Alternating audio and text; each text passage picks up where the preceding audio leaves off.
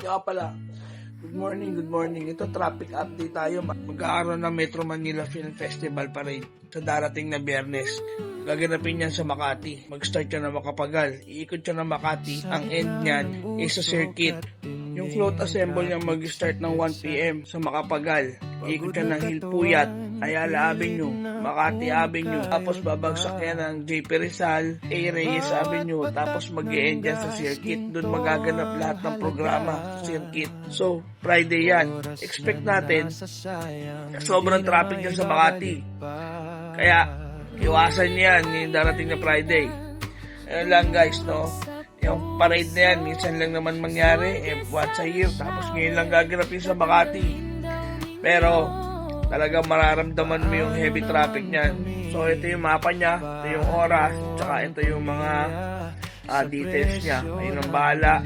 So, yun lang guys, yung mga dapat ating gawin, ihanap ng alternative route sa pagbiyahe natin. And higit sa lahat, mag-ingat tayo lagi. Yan yung mga advice naman natin, pwede yung sundin, pwede hindi. God bless, ingat.